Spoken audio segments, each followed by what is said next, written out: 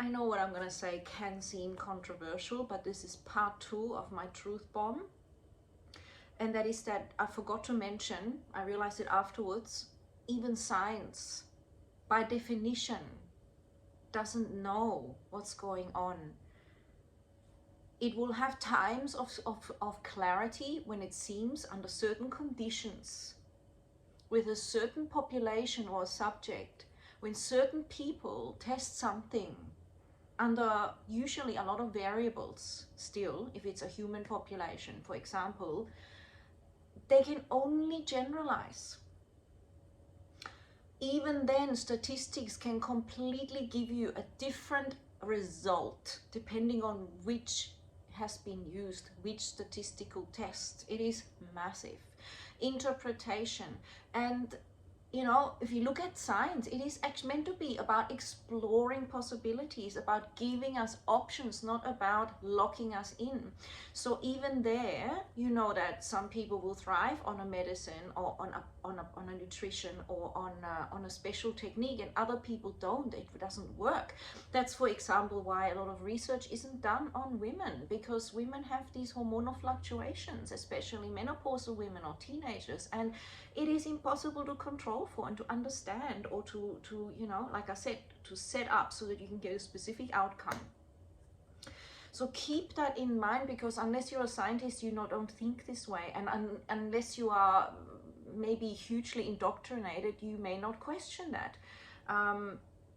I've always been questioning. I've been in the science field, I've been around the medical field plentiful, and you know, like things that I learned, I've talked about this before, but I will mention again, things that I would have learned in second year immunology was different in third year immunology, was again different in a year later. And that's when I really realized how, you know, what I realized was that why are they teaching it with such certainty? Okay, I knew science was experimental, but why are they printing it as a fact? It's that really bothered me. What ideally should be pre-framed, because some people don't realize it, is that this is what we think right now, but it could be wrong. So stay open. You know, this could be that. And then of course the problem that arises is that if someone has invested and has a company with a pharmaceutical pharmaceutical product linked with it, they're not going to want to give that up. You know, there's a lot of industries that fund research like that, and they are looking for specific outcomes. So even science, we have to realize, is experimental, and there we need to realize that we are unique, our children are unique, animals are unique, plants and nature, we have certain patterns of predictability. Yes, certain things are clear, like we die if we don't sleep enough.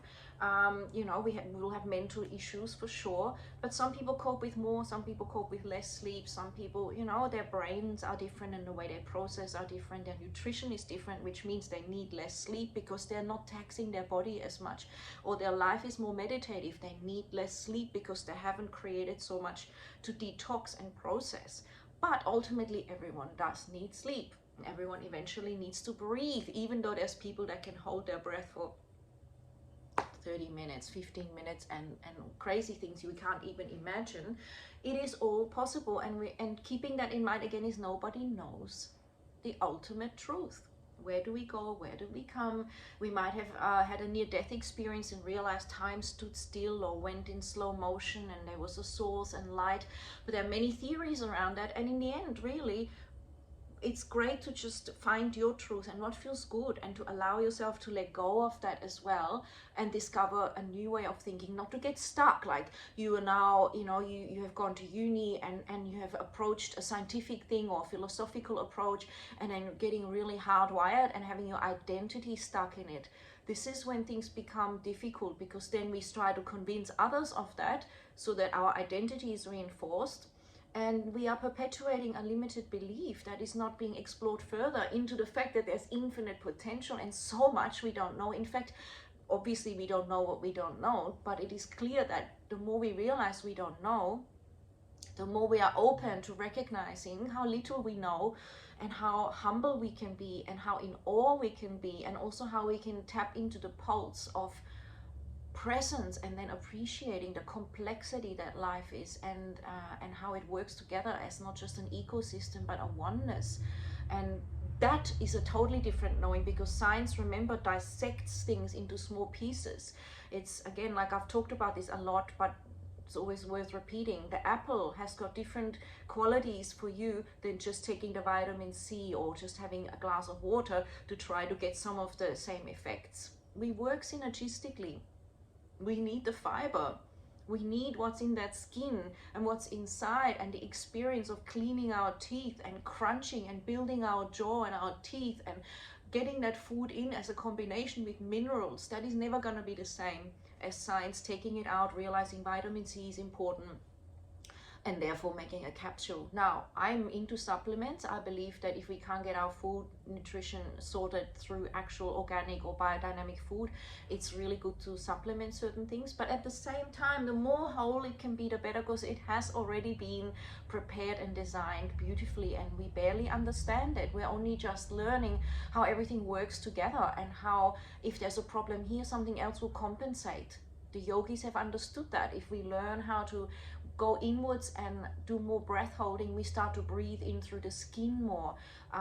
If we have a problem with the liver, other organs will try and compensate and help so the liver can recover, and vice versa. Though, if the liver is suffering, other organs will be affected negatively, because they work together, but they also heal, and we have all that we need. And again, that will be your unique journey. But the more I feel that we trust that there's an incredible intelligence beyond the program and the small-mindedness of anything being dissected so much, which has got its place, the more we will realize the interconnectedness, the flow, and that intelligence of recognizing intelligence, rather than trying to dominate it by dissecting it and then owning it, and making a patent on it, and making money on it, and not realizing that, like many things have been withdrawn from the market because they actually caused damage or they weren't absorbed. So many vitamins are not absorbed that you might be taking.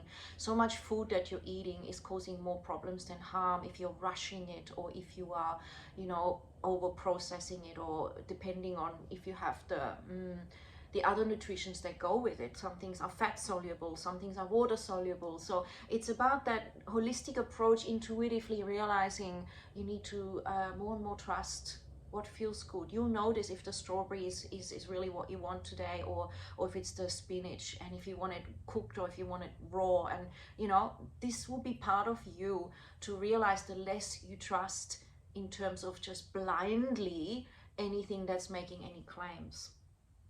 You will know whether you want to eat today or whether you want to fast. Your body will tell you that. And this goes right back to nobody really knows, and what works for one may be a disaster for you, or work for you, or a bit of each, or none of the above.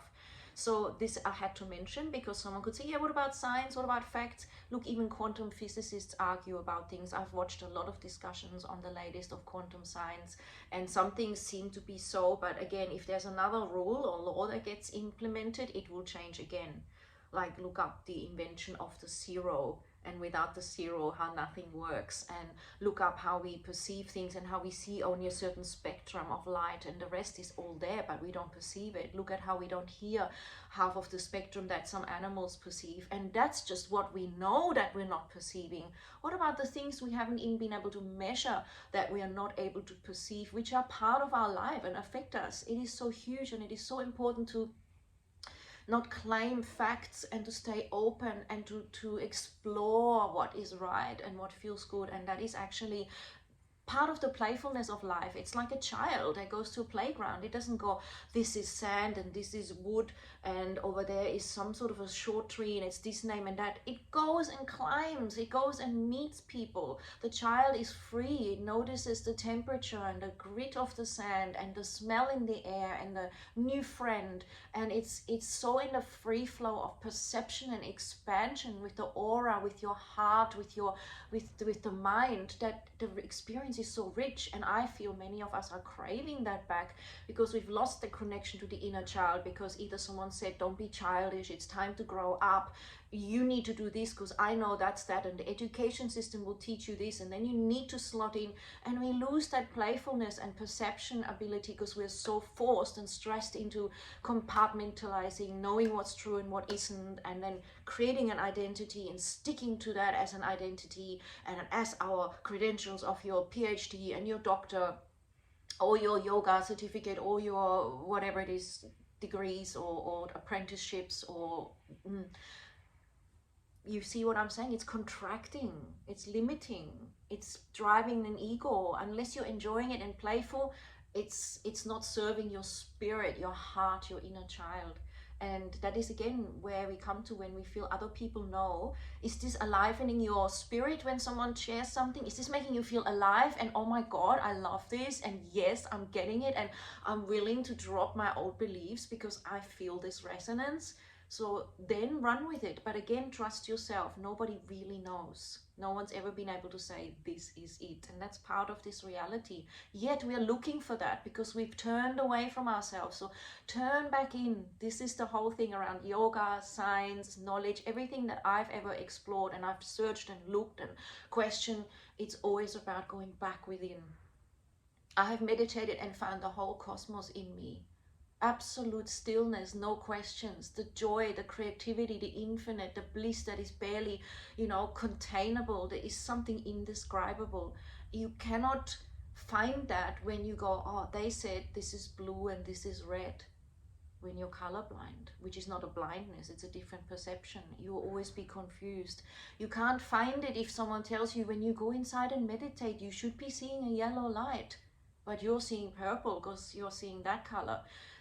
This is how we limit ourselves. Anyway, I'm going to stop for now, but I had to add that because I think it's important, because we are moving into a place where we're trusting our intuition, our knowing, where we are more at one with things, and therefore connecting to the wisdom in your cat's eye, in the daisy down the road, the feeling of how good water feels when it's pure and clean and energized versus dead and manipulated and not benefiting and not being absorbed. So this is the greatness of this time, and I'm so excited, and I just thought, I hope this helps. I had to share. It wasn't complete with the other one. So yeah, let me know what you think, and ciao for now.